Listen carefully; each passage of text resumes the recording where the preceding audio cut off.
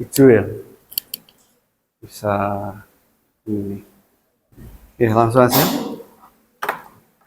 kita mulai. Bismillahirrahmanirrahim. Assalamualaikum warahmatullahi wabarakatuh.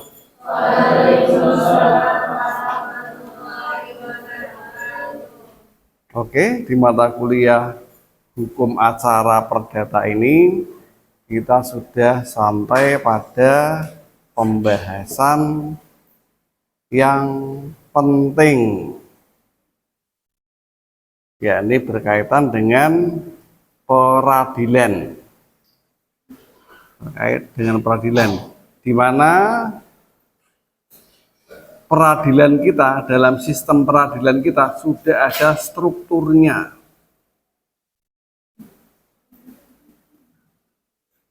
Sudah ada strukturnya. Nah, dalam sistem hukum, peradilan ini menjadi tulang punggung dalam menegakkan hukum. Ini menjadi legal enforcer, untuk menegakkan legal enforcement, penegakan hukum. Tanpa adanya lembaga peradilan, ini mustahil hukum yang sudah diundangkan bisa dilaksanakan. Nah, pelaksanaannya dari mekanismenya ini melalui badan peradilan. Kita mengenalnya juga sebagai lembaga yang menjalankan fungsi yudisial atau yudikatif. Fungsi yudisial itu apa sih? Lembaga yang menjalankan fungsi menyelesaikan sengketa atau lembaga peradilan. Nah, dalam konstitusi kita, lembaga negara yang menjalankan fungsi peradilan atau kehakiman ini adalah Mahkamah Agung dan Mahkamah Konstitusi.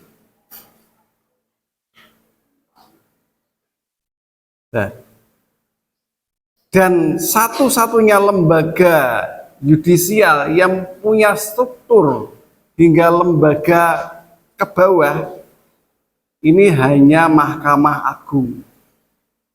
Ini berbeda dengan Mahkamah Konstitusi. Mahkamah Konstitusi, peradilan yang dilaksanakan adalah peradilan yang pertama dan terakhir. Langsung berperkara, peradilannya, putusannya mengikat, final and binding. Binding itu mengikat. Final, putusannya final dan mengikat. Sejak pertama kali diputuskan. Ya, hal ini berbeda dengan sistem peradilan di lingkungan Mahkamah Agung yang karakternya berjenjang. Berjenjang berarti apa? Ada peradilan di tingkat rendahan, ada yang lebih tinggi, ada level-levelnya, ada levelitas lembaga peradilan. Tidak tersusun secara hierarki atau level-level tadi. Juga ditambah lagi apa? Bervariasi jenis bentuk lembaganya. Ada peradilan umum, ada peradilan agama, peradilan militer, tata usaha negara. Dan semuanya itu dirangkum dalam lingkup di bawah naungan Mahkamah Agung. Wah, ini lembaga yang sangat ya punya power yang tidak bisa dianggap remeh, Mahkamah Agung. Karena menangani seluruh lembaga peradilan dari tingkat pertama hingga terakhir. Ada di bawah naungan Mahkamah Agung.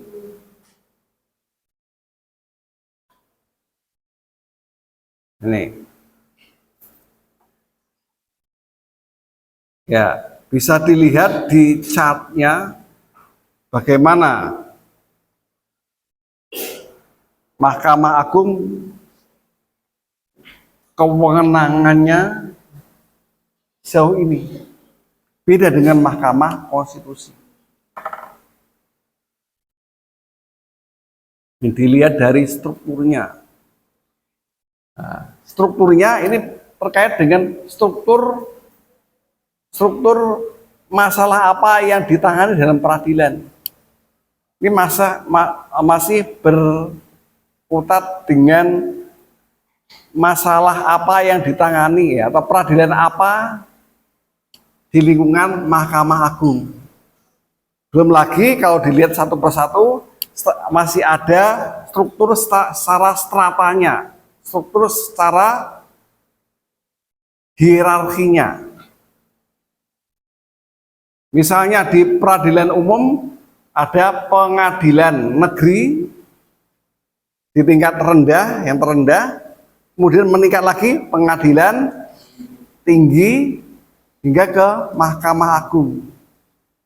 Itu level-level peradilan. Juga sering juga dikaitkan dengan upaya hukum yang dilakukan.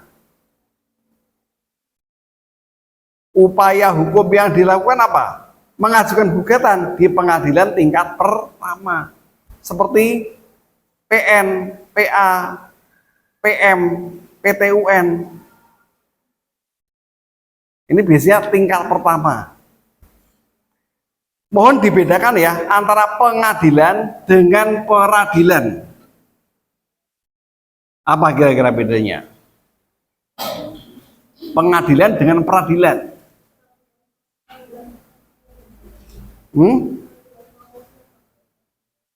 Pengadilan itu prosesnya. Kalau peradilan lembaganya. Pengadilan itu lembaganya. Kalau peradilan prosesnya. Ya, nice try. Ya, bagus juga. Nah, tapi kalau dilekatkan pada lembaga, dua-duanya sama-sama lembaga. Baik peradilan maupun pengadilan sama-sama lembaga. Meskipun bedanya, kalau peradilan adalah lembaga yang sifatnya fungsional. Berbeda dengan pengadilan yang sifatnya organisasi, struktur organisasi negara. Secara organisasi kita mengenalnya pengadilan negeri, tidak ada peradilan negeri. Kalau ada kasus perceraian antara sesama muslim, mengajukan gugatannya ke pengadilan agama atau peradilan agama? Pengadilan agama. Sengketa tata usaha negara diajukan kemana? Pengadilan Tata Usaha Negara, PT-UN.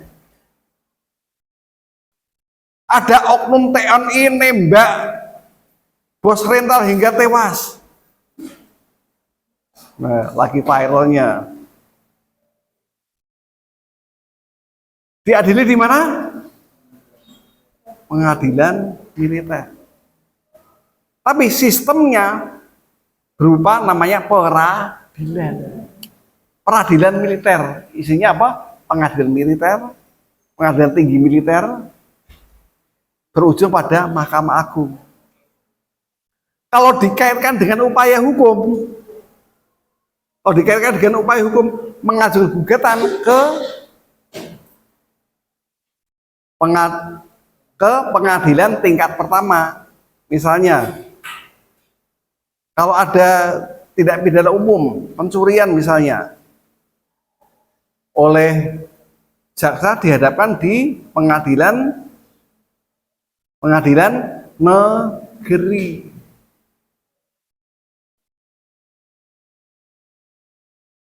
Kalau secara perdata diajukan gugatan, ada orang mau mengajukan gugatan cerai, orangnya non muslim, diajukannya ke mana? pengadilan negeri. Kalau yang muslim, pengadilan agama. Itu upaya hukum yang pertama. Bisa juga mengajukan upaya hukum lanjutan. Oh, ternyata dinyatakan kalah oleh hakim PN atau PA setempat. Diajukan upaya hukum lanjutan. Apa namanya? Banding. Bandingnya diajukan kemana? Pengadilan tinggi. Oleh hakim tinggi dinyatakan kalah. Penggugat atau tergugat tidak puas. Bisa mengajukan upaya hukum lanjutan lagi. Namanya apa? Iya, kasasi. Kasasi diajukan kemana? Nah, langsung ke Mahkamah Agung. Di level Mahkamah Agung dinyatakan kalah lagi oleh Hakim Agung. Terus bisa nggak mengajukan upaya hukum lagi? Mahkamah Agung sudah puncak toh? Bisa nggak mengajukan upaya hukum lagi? Oh, ternyata masih bisa. Jadi dengan mengajukan peninjauan kembali. Kembali kemana lembaga yang menyelenggarakan peradilan ini? Yang menjadikan upaya hukum PK siapa? Tetap Mahkamah Agung. Mengingat Mahkamah Agung itu levelnya tertinggi. Sampai di sini bisa dipahami?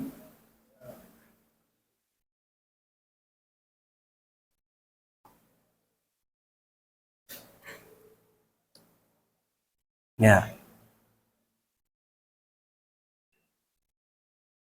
Ini sudah saya jelaskan lah ini.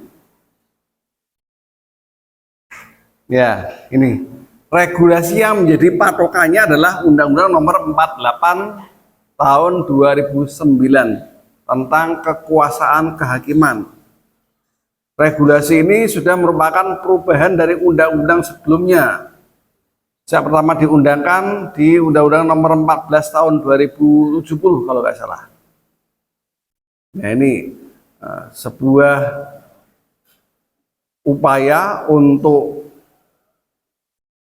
mewujudkan lembaga kekuasaan kehakiman yang independen, transparan, dan akuntabel. Regulasinya ada di Undang-Undang Nomor 48 Tahun 2009. Nah, ini.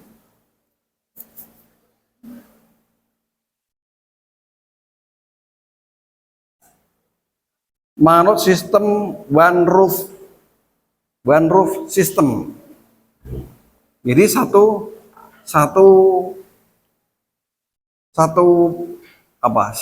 atap.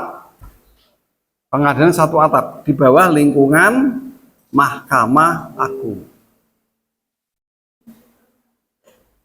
Meskipun jenis peradilannya bermacam-macam. Karena macamnya bentuk ragam maupun tingkatan dari peradilan ini bermacam-macam dan berjenjang, akhirnya muncul lembaga namanya kompetensi. Kalau saya ngomongin lembaga bukan identik dengan organisasi ya. Lembaga itu tidak identik dengan organisasi.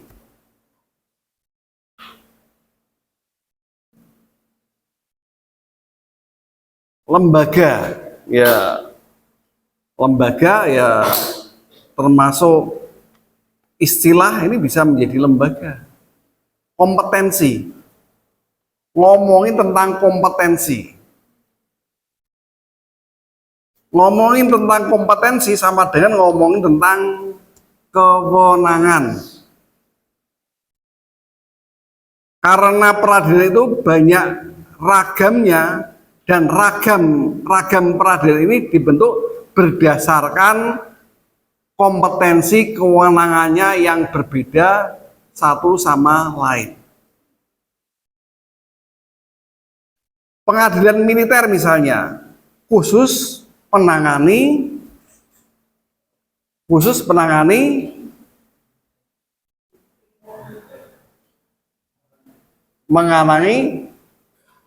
tersangka atau terduga yang berasal dari militer atau warga sipil yang membahayakan keamanan negara. Ini lewat peradilan militer. Peradilan tata usaha negara. Secara organisasi namanya apa? Di level bawah, peradilan tata usaha negara. Secara organisasi di tingkat bawah namanya apa? PT UN. Pengadilan tata usaha negara. Pengadilan tata usaha negara. Pengadilan di level pertama pada umumnya ada di kota maupun kabupaten. Insya Allah di setiap kota maupun kabupaten ada lembaga peradilan ini masing-masing. Masing-masing ada ini. Insya Allah. Kecuali Mahkamah Konstitusi ya. Kalau Mahkamah Konstitusi ada di Jakarta. Nah, tidak ada. Mahkamah Konstitusi buka cabang di Pekalongan, nggak ada. Ya. Setiap struktur lembaga peradilan ini di bawah lingkungan Mahkamah Agung hadir di setiap kota maupun kabupaten.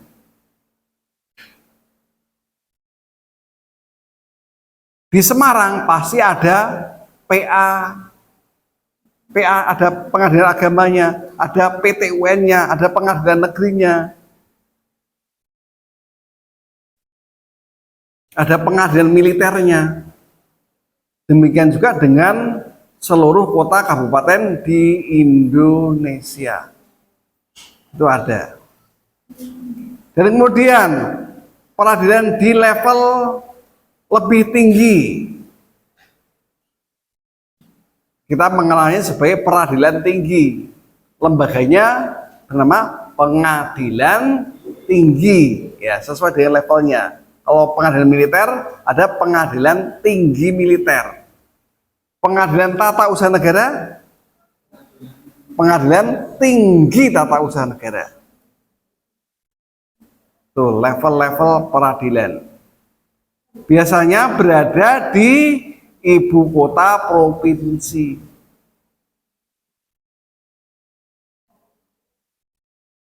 Ini. Ya, tadi kita ngomongin sekilas tentang kompetensi. Kompetensi itu apa sih? Silahkan Anda lihat, kira-kira kompetensi itu makhluk apa di sini? Nah, kompetensi itu kewenangan. Ya. Kewenangan peradilan bisa dibagi dua, kewenangan absolut dengan relatif. Perbedaannya apa? Kompetensi relatif dengan absolut. Kalau relatif itu terkait dengan wilayah beroperasinya peradilan.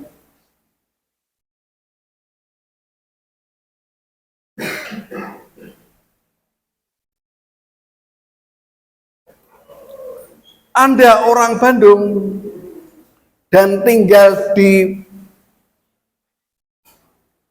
Bandung misalnya, Anda mengajukan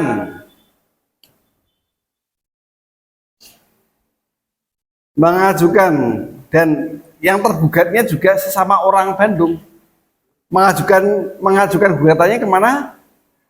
Ke pengadilan Negeri Bandung. Kalau cerai ya Pengadilan Agama Bandung. Sesuai dengan wilayahnya. Sesuai dengan domisilinya.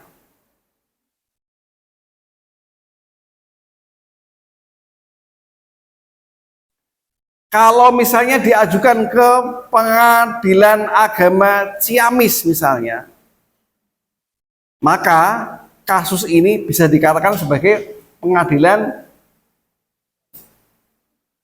bahwa Pengadilan Ciamis, Pengadilan Agama Ciamis bukan peradilan yang kompeten untuk mengadili masalah gugatan tersebut berdasarkan domisilinya. Dalam hal ini utamanya kalau masalah perceraian domisili tergugat. Ini terkait dengan hukum acara. Ini pemahaman tentang kompetensi relatif. Benar ya? Nah, itu.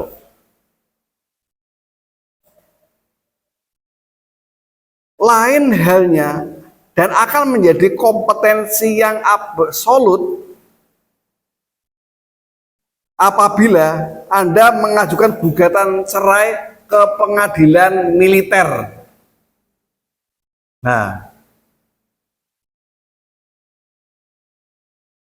kalau mengajukannya ke pengadilan militer, jelas bahwa pengadilan militer bukan pengadilan yang kompeten untuk melaksanakan masalah ini. Kalau itu jelas, semua orang mungkin logika hukumnya sudah pada paham. Meskipun nanti bisa jadi muncul sengketa kewenangan. Bisa dimungkinkan muncul sengketa kewenangan,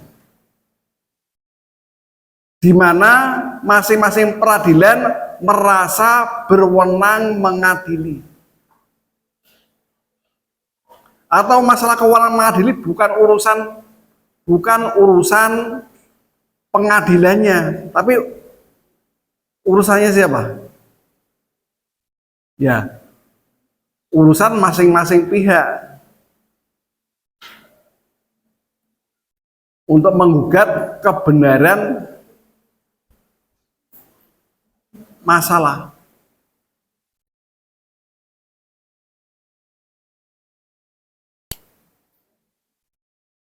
Ya, misalnya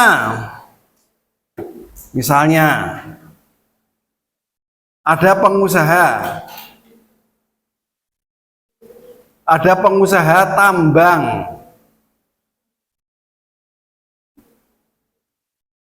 dibatalkan izin tambangnya oleh gubernur. Dibatalkan izin tambangnya oleh gubernur. Berarti ini apa? Yang menjadi sengketa apa? Terkait dengan kebijakan pemerintah. Kalau ada sengketa terkait dengan kebijakan pemerintah, seharusnya perkaranya masuknya kemana? Nah, Pengadilan Tata Usaha Negara. Betul. Lah kalau ternyata permasalahan berkembang, oh ternyata masing-masing pengusaha saling bersekongkol satu sama lain untuk saling menjatuhkan. Karena saling menjatuhkan, caranya juga sudah tidak lagi sehat. Pakai aksi sogok menyogok, suap menyuap. Berarti diduga ini ada tindak pidana korupsi. Tindak pidana korupsi. Kok ada tindak pidana korupsi? Kalau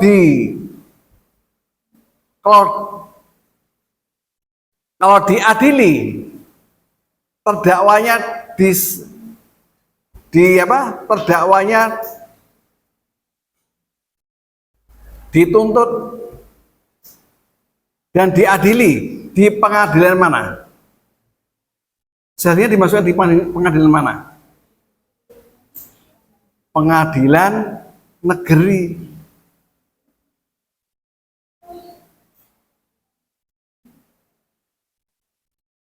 Lah, kalau demikian ini masuk ranah apa? Ranah mana? Nah, di sini berarti ada sengketa kompetensi peradilan. Nah, bisa juga untuk mengatasinya, silahkan masing-masing perkara diselesaikan berdasarkan peradilannya. Kalau masalah gugatan atas kebijakan pemerintah diajukan ke PT UN, dan kemudian masalah korupsinya diselenggarakan di pengadilan negeri. Ya. Meskipun demikian, yang menjadi patokan kalau di kemudian hari ada sengketa terkait dengan kompetensi peradilan berdasarkan Undang-Undang nomor 48 tahun 2009, Mahkamah Agung lah yang menyelesaikan sengketa tersebut dan menentukan pengadilan mana yang berwenang. Dasar undang-undang ini MA yang berwenang memutuskan, dan tentunya sebelum MA memutuskan, terlebih dahulu diajukan gugatan tentang kompetensi peradilan oleh pihak yang mengajukan gugatan.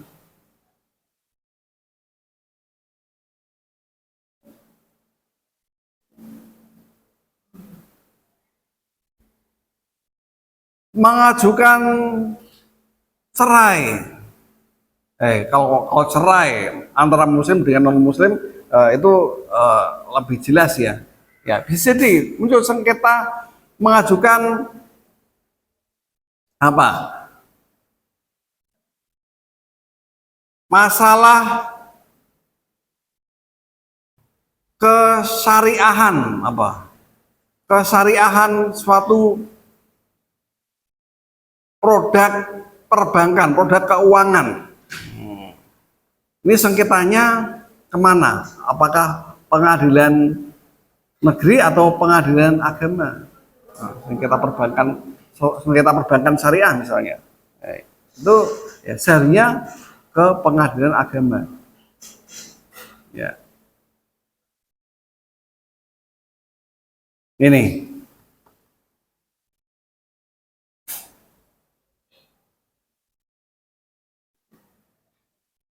Ini sistem peradilan di Indonesia. Ya meskipun demikian ada peradilan yang tidak di bawah naungan Mahkamah Agung. Nyuwun sewu, terus terang ya. Ada peradilan yang tidak di bawah naungan Mahkamah Agung sebagai lembaga yudisial, lembaga yudikatif. Tapi ada peradilan yang di bawah lingkungan eksekutif malahan.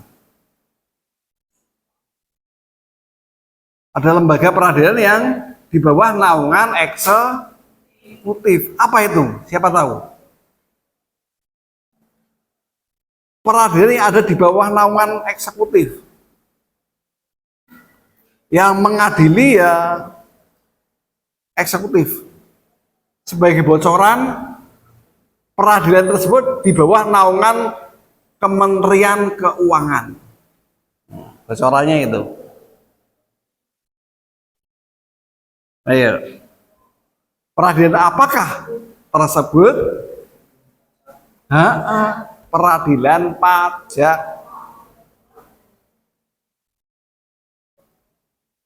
Peradilan pajak ini tidak dalam naungan Mahkamah Agung, melainkan Departemen atau Kementerian Keuangan. Nah, dan mempunyai sistem peradilan tersendiri. Ya meskipun saya dengar-dengar banyak yang mengeluhkan sistem peradilan ini, yang diduga banyak merugikan wajib pajak.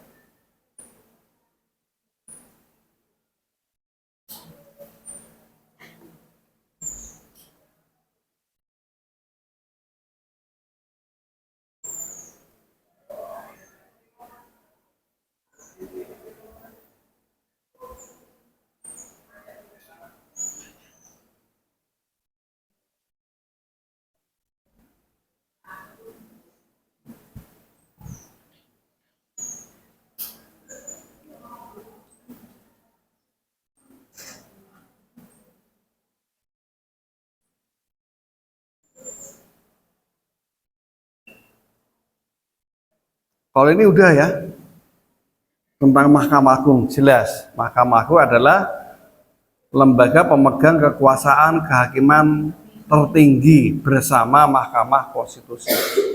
Loh, terus kalau Komisi Yudisial bagaimana, Pak? Ayo. Komisi Yudisial.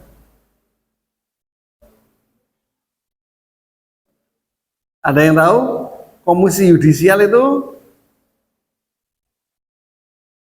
Ya, meskipun kalau saya mengajukan argumen, mengajukan pernyataan bahwasanya meskipun mempunyai menyandang nama yudisial, Komisi Yudisial bukanlah lembaga yudisial.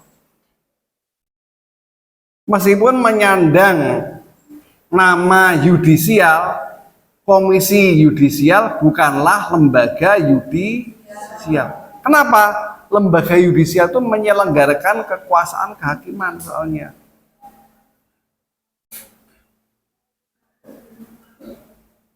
Ya, yang menyelenggarakan peradilan. Dan lembaga yang menyelenggarakan peradilan, pemegang kekuasaan peradilan di Indonesia adalah Mahkamah Agung dan Mahkamah Konstitusi. Mereka otonom, mandiri,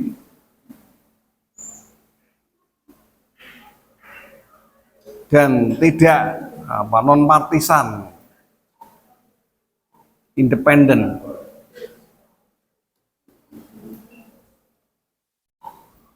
Gitu. Dari yang disampaikan ini ada pertanyaan? Ada pertanyaan?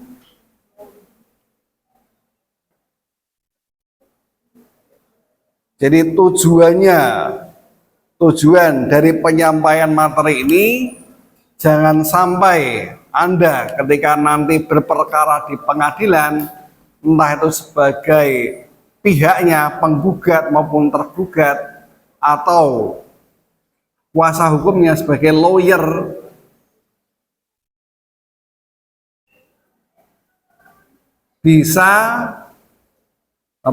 bisa mengajukan gugatan upaya hukum yang tepat sasaran. Jangan sampai salah alamat. Nanti podo karo Ayu Ting Ting.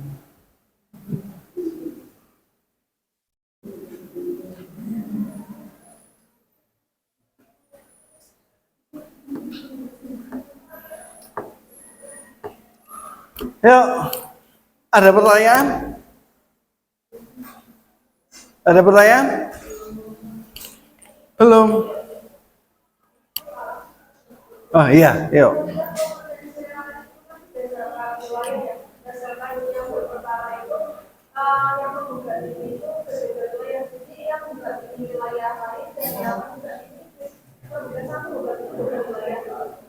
Ada kasus penggugat dengan tergugat beda wilayah. Nah, menurut Undang-Undang Nomor 48 Tahun 2009 bagaimana? Nah, silahkan nanti dicari. Tapi setahu saya diajukan ke pengadilan tempat tergugat berdomisili. Itu yang menjadi patokan utamanya. Pengadilan tempat domisili tergugat.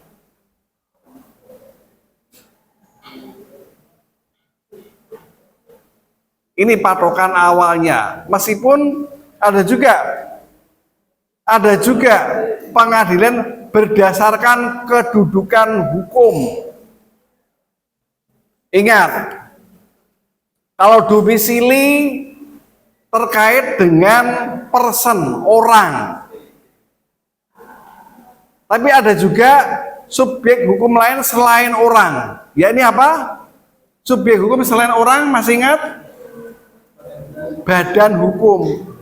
Nah, kalau pengen melihat di mana alamat badan hukum, di mana alamat badan hukum, berada di mana?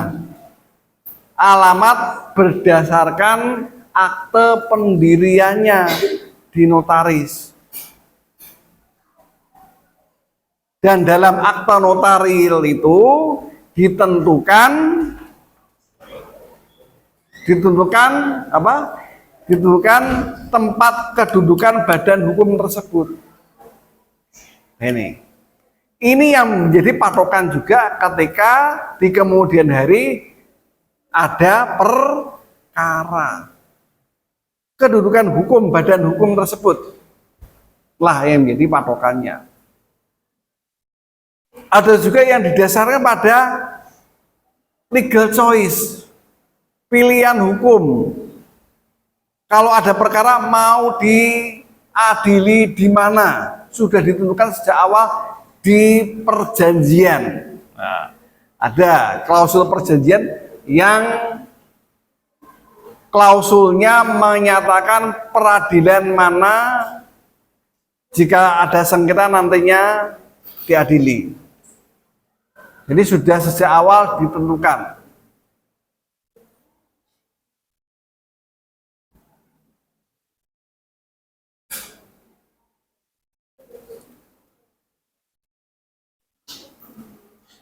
Ya, nanti ya, karena juga ada asas kebebasan berkontrak ya. Tapi kalau secara patokan umumnya bagaimana? Alamat domisili tergugat. Jadi penggugat tidak bisa seenak-enaknya. Dan peradilan bersifat mempermudah posisi tergugat seawal. Kalau semua diserahkan pada penggugat, ini bisa dimungkinkan ada kecenderungan penggugat bisa bertindak sewenang-wenang. Dimanapun di negara ini, kalau saya tidak suka dan mengajukan gugatan, bisa diadili di pengadilan tempat saya. Nah ini bisa berlaku zalim. Udah selesai ya? Udah ya? Kurang lama. Ya wis, ada lagi? Cukup ya.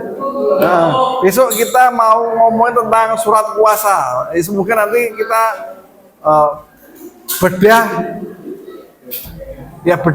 apa contoh-contoh maupun bagaimana membuat surat kuasa.